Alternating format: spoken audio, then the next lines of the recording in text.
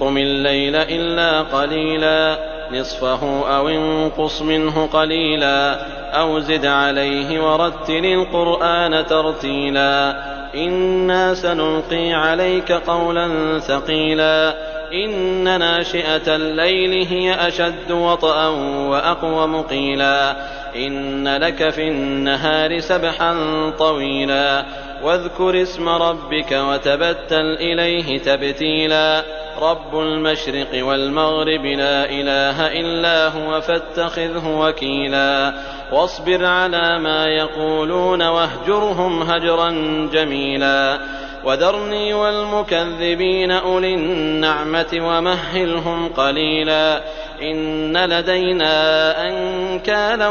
وجحيما وطعاما ذا غصة وعذابا أليما يوم ترجف الأرض